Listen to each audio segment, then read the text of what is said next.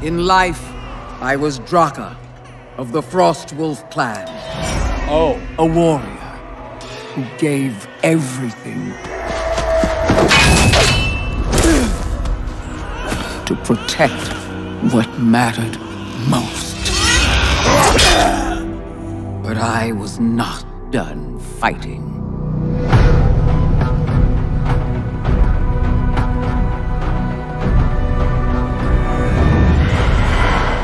Maldraxxus, where the armies of the five houses once stood side by side to protect the realm of death. It was here I served the House of Eyes. A strange fit for a warrior's soul. Again. Their ways were not mine. Faster. Again. Eventually, this life after life began to feel right.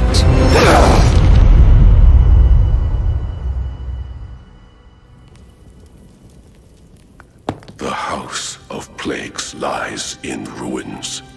1/5 of Maldraxxus wiped out. It's hard to believe they could be so careless. Perhaps they weren't. No matter what happens now, Maldraxxus must stay true to its purpose. For if we fail in our duty, the Shadowlands will fall. I believe the House of the Chosen still stands with us, and I trust you to deliver this to Margrave Crexus. Now, go. And Draka, be watchful.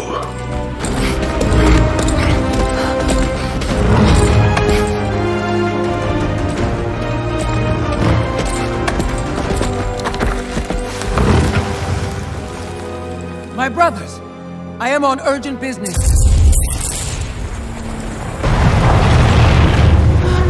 My lord! Hurry! There could be survivors!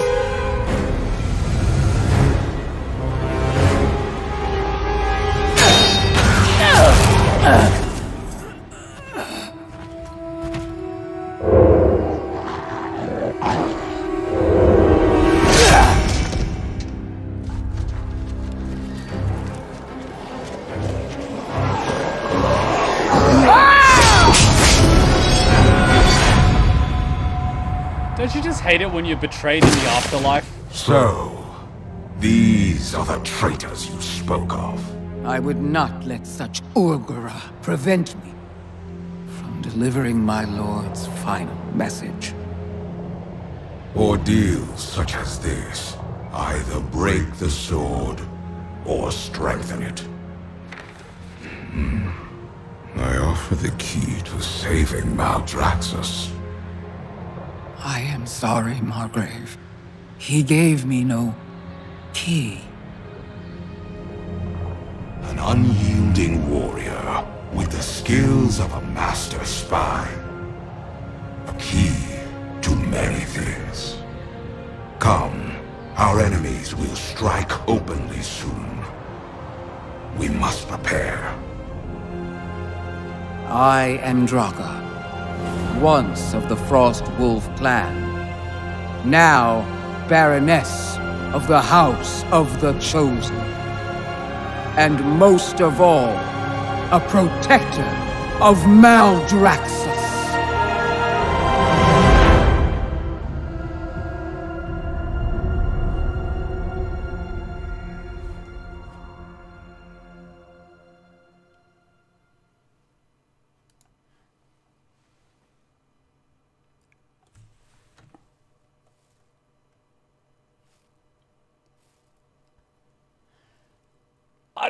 There's so many questions! Where do I begin? So this is one of the places in the afterlife you go after you die. So who the hell is attacking and destroying these houses? And if they are, why? What do they have to gain from it? I mean, if that's the part of the afterlife you go to, and the 5 houses used to stand together to protect the realm, I can only guess they're protecting it from something. So that's maybe the something that's attacking them. And it's already taken down 2 houses.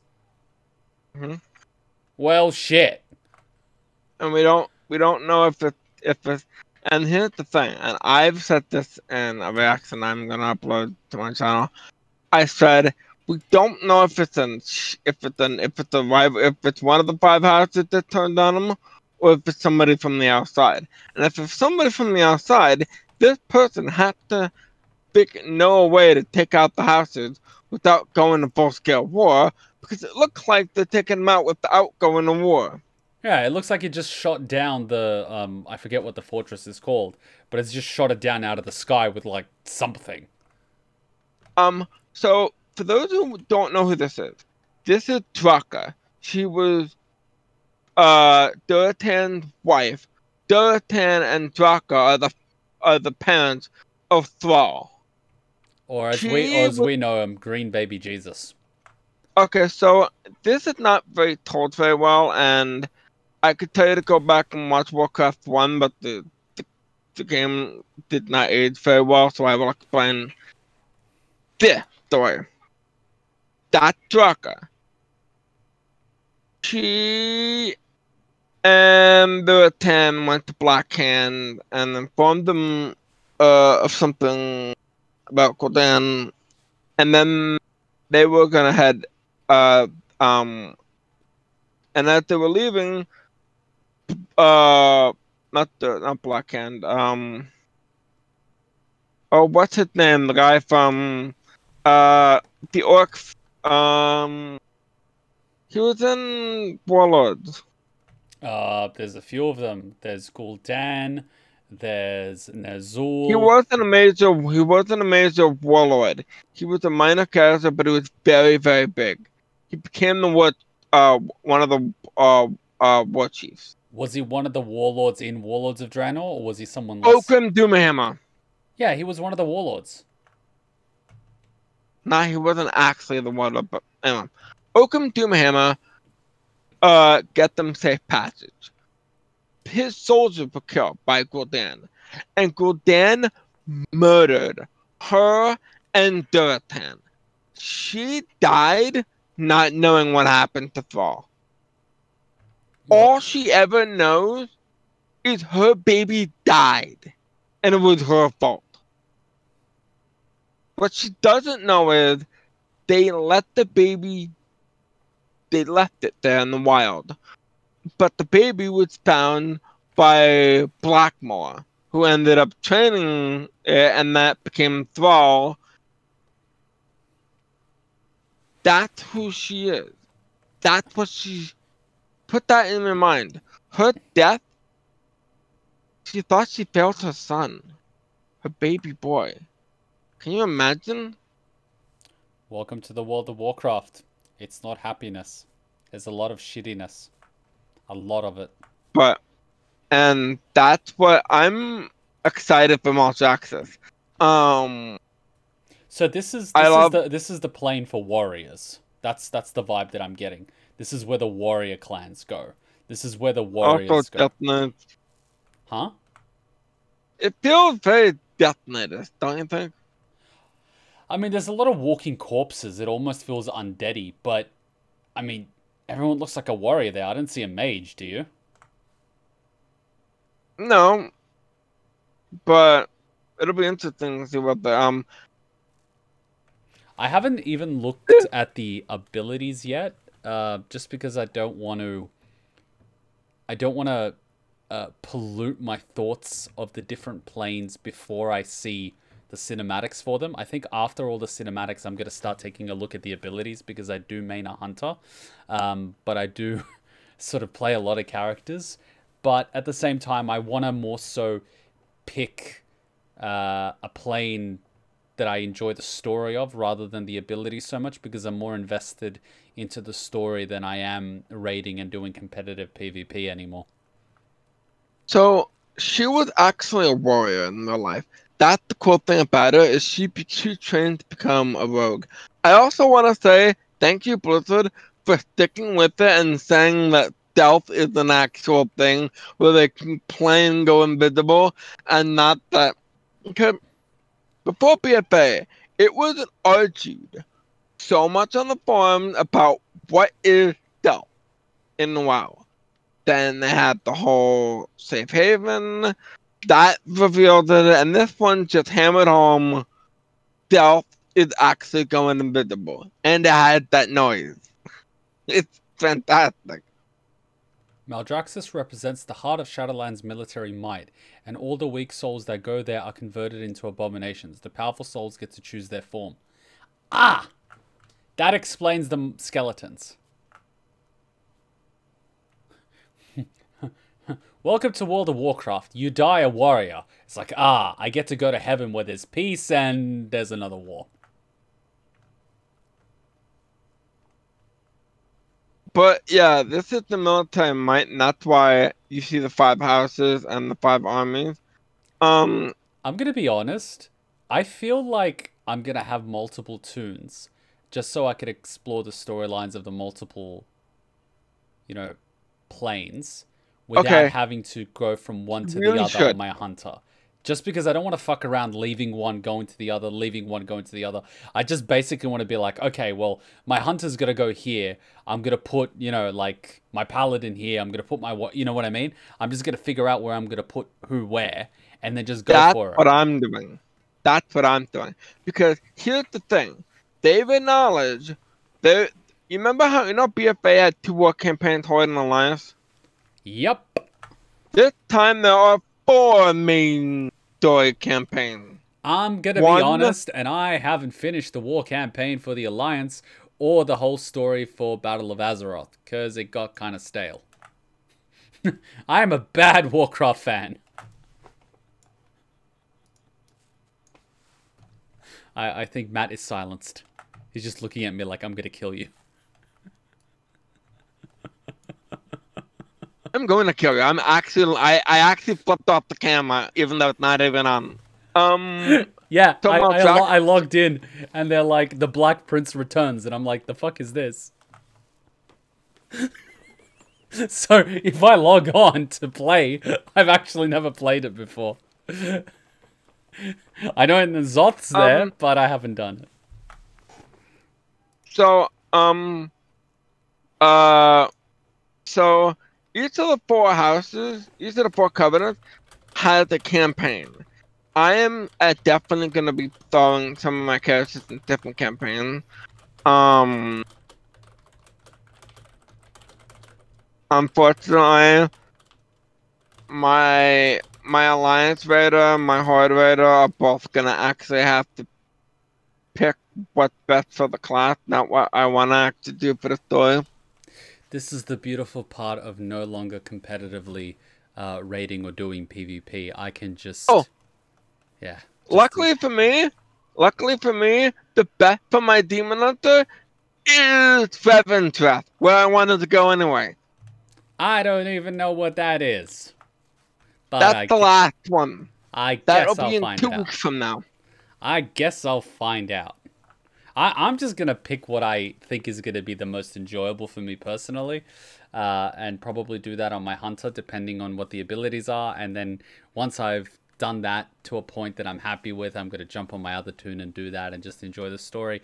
And then as they slowly release the raid progression, I'm guessing we're going to get more and more of the main story. And then that way I can just progress it that way and just, enjoy it and take my time and not take it too seriously.